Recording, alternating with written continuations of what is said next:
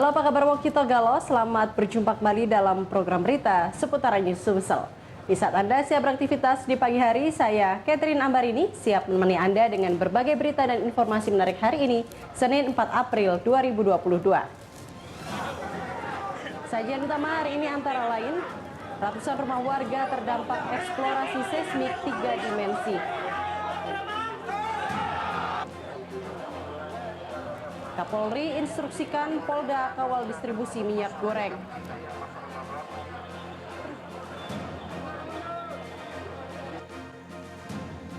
Dan jangan lewatkan puluhan tahun warga desa Guntung Jaya hidup terisolir.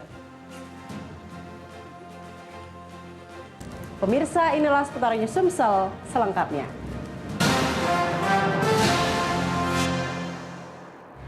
Kita awali dengan informasi pertama, pemirsa. Ratusan warga terdampak pekerjaan eksplorasi seismik 3 dimensi perusahaan geofisikal Prospecting BGP mendatangi gedung DPRD Kota Prabu Mulih. Warga yang emosi hendak menerobos masuk menemui pihak perusahaan, namun dihalangi petugas kepolisian. Sudah hampir 1 tahun terakhir proses ganti rugi dampak pekerjaan eksplorasi seismik 3 dimensi oleh perusahaan geofisikal Prospecting BGP tak kunjung selesai. Warga yang emosi dengan berteriak meminta pihak perusahaan bertanggung jawab mengganti kerusakan sesuai kesepakatan. Ningsi, salah satu warga, menyatakan ia bersama ratusan warga dari 4 kecamatan meminta agar pihak perusahaan bertanggung jawab dengan mengganti rugi kerusakan rumah dan kebun dampak pekerjaan seismik. Ini Pak, rumah ini retak kalau Pak, dengan apa yang turun, debit ada yang retak. Jadi sekian sudah didata sekian, atau cuma 30% Pak di sana, makanya kami tidak terima Pak. Itu retak rumahnya oleh apa, Bu? Retak rumahnya oleh apa, Bu? Oleh seismik. Usai dilakukan mediasi antara warga dan pihak perusahaan oleh DPRD Kota Prabu Mulih, pihak perusahaan geofisikal Prospecting BGP berjanji akan segera membayar kompensasi dampak pekerjaan seismik sesuai tingkat kerusakan. Keterlambatan terjadi karena banyaknya dokumen yang harus diselesaikan satu persatu dari Kabupaten Muara Enim, Pali, dan Kota Prabu Mulih. Selisih itu normal saja, ya. Karena apa? Ada kerusakan yang berbeda, tingkat kerusakan yang berbeda. Kalau kerusakan yang lebih parah, nilainya pun juga akan tinggi. Tetapi kalau kerusakan yang juga sedikit, nilainya itu wajar. Saat ini ada sekitar 3.000 rumah warga mengalami kerusakan dampak pekerjaan seismik. Selain rumah, ada juga tanam tumbuh milik warga yang ikut terdampak. Warga berharap pihak perusahaan dapat menepati janji dan jika tidak sesuai kesepakatan, mereka akan melaporkan ke pihak kepolisian. Dari Prabu Mulih, Berry Brima, iNews melaporkan.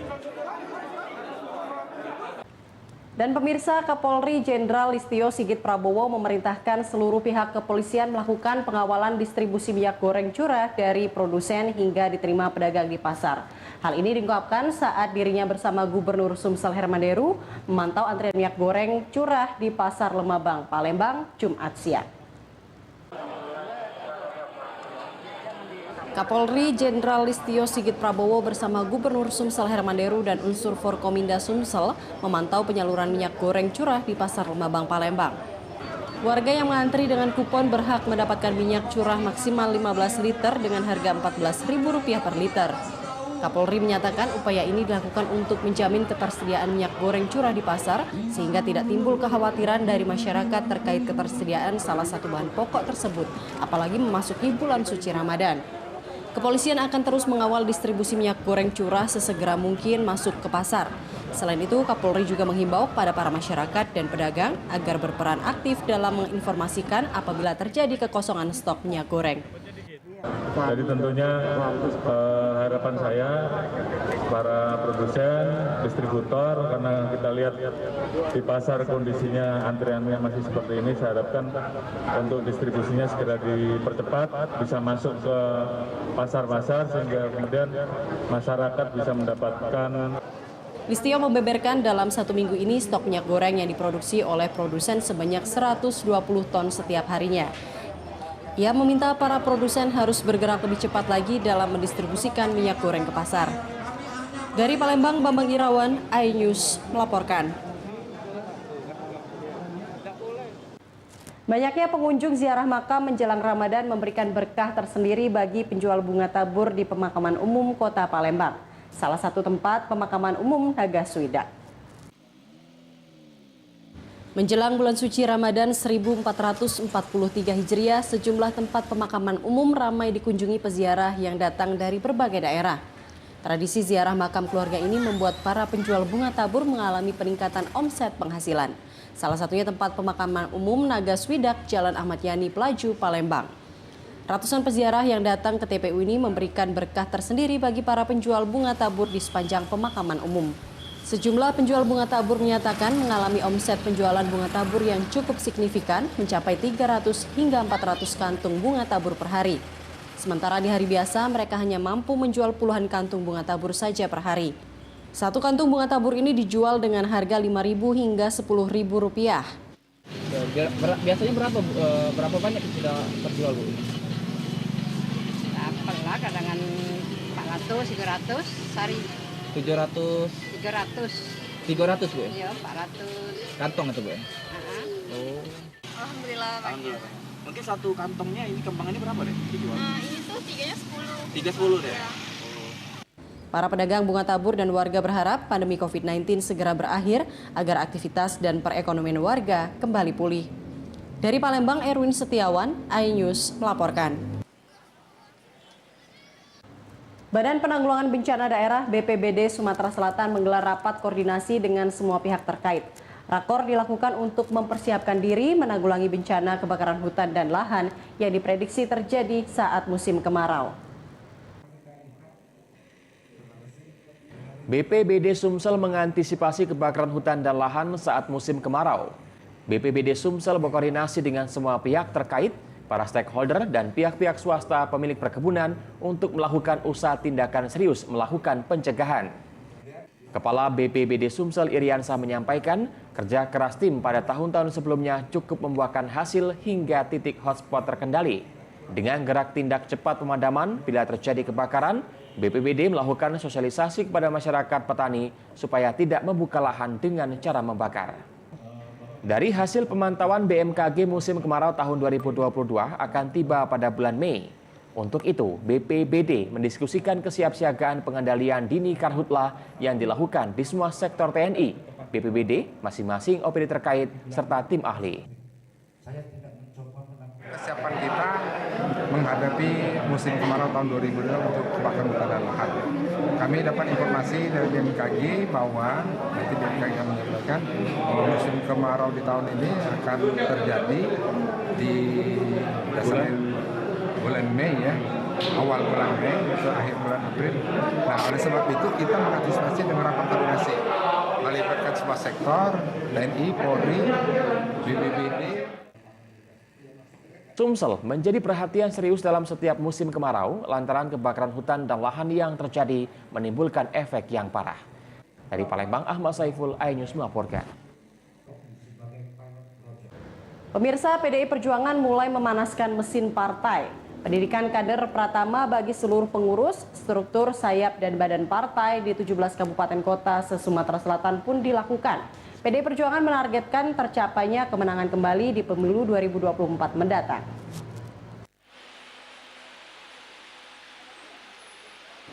Di tenda biru lapangan Jalan Sungai Lacak, Kelurahan Gandus, Kecamatan Gandus, Palembang inilah ratusan kader PDI Perjuangan akan digembleng pengetahuan, wawasan, dan ideologi kepartaian selama 3 hari.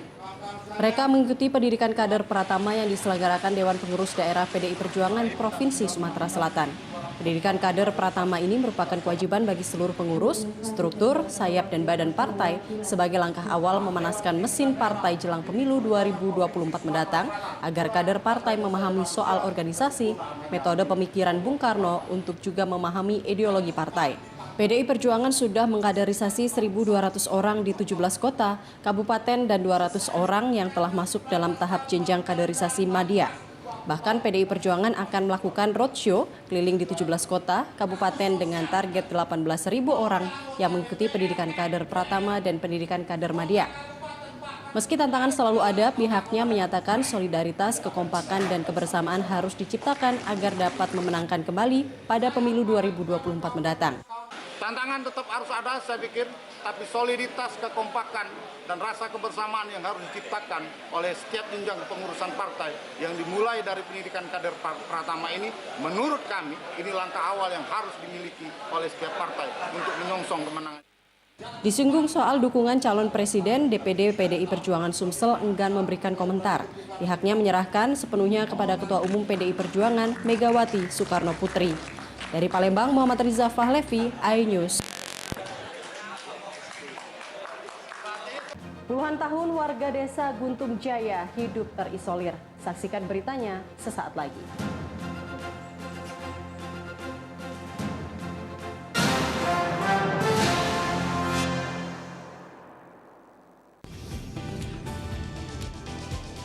Atika Hasiholan yang lagi seneng banget karena ibunda Ratna Sarumpait akhirnya bebas bersyarat.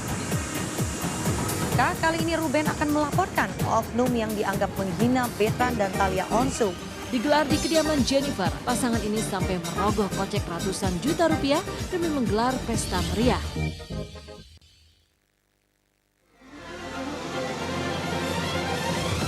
Tim gabungan kembali mengevakuasi korban kecelakaan bus Sriwijaya. Pemirsa, polisi akan mengumumkan hasil uji balistik penembakan gedung DPR. Pemirsa, razia minuman keras di Tangerang, Banten diwarnai kejar-kejaran polisi dan beberapa pemuda mabuk.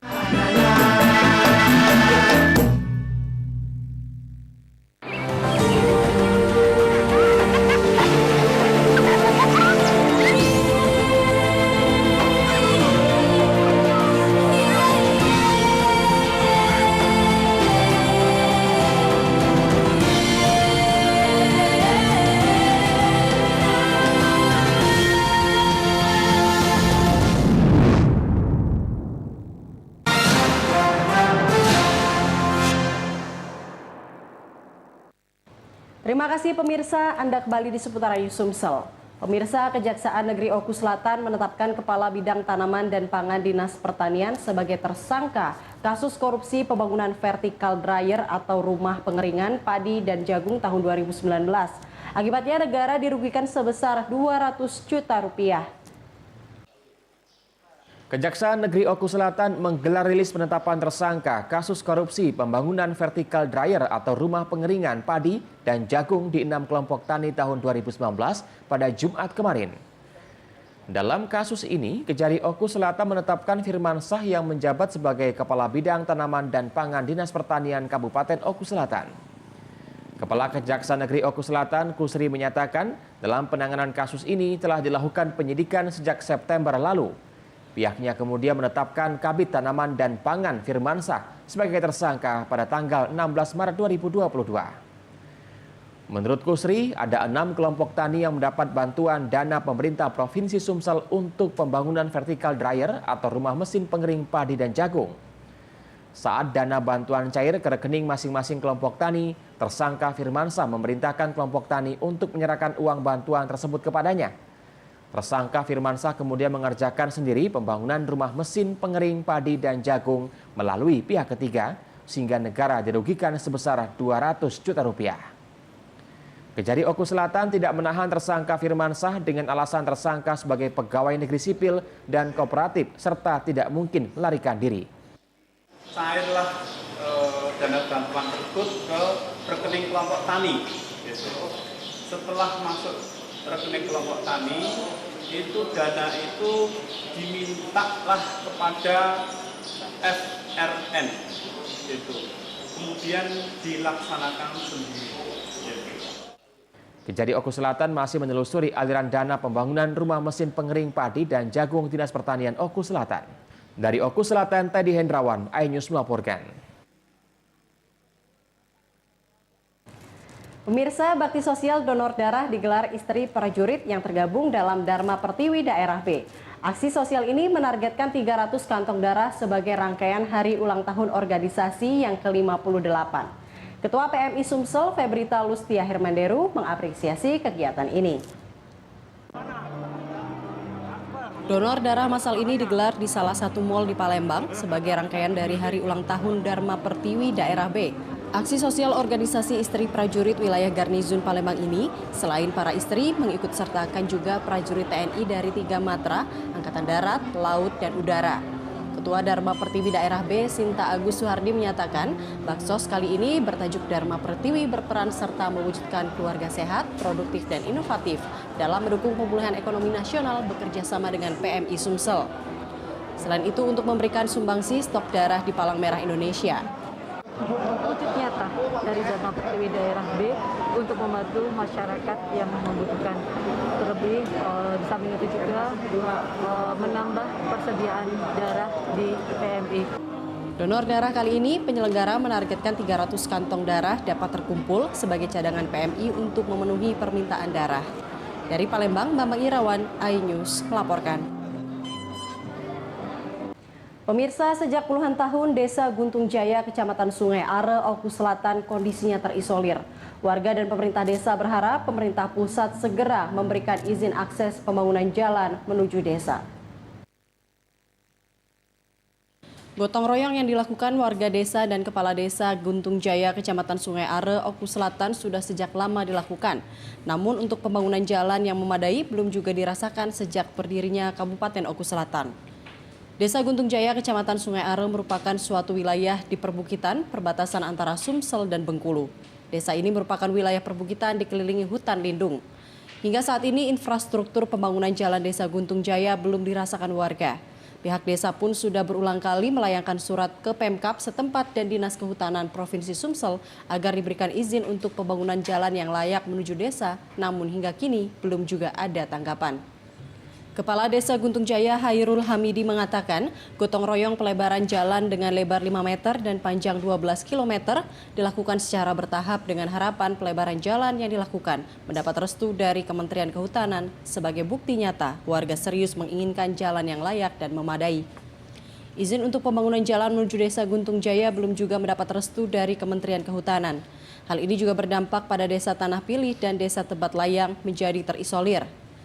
Jumlah penduduk di Desa Guntung Jaya sudah mencapai 500 jiwa lebih. Untuk menuju Desa Guntung Jaya hanya bisa dilalui dengan kendaraan bermotor. Kemarin itu sudah kami buat, kami laporkan ke KPH, tapi belum ada realisasinya. Selain kondisi jalan yang buruk, listrik PLN menuju Desa Guntung Jaya belum juga dirasakan warga. Bahkan sinyal alat telekomunikasi seperti handphone pun tidak ada sama sekali. Warga berharap pemerintah Kabupaten Oku Selatan memprioritaskan pembangunan infrastruktur menuju Desa Guntung Jaya dan desa lainnya agar mereka tidak terisolir. Dari Oku Selatan, Teddy Hendrawan, iNews melaporkan.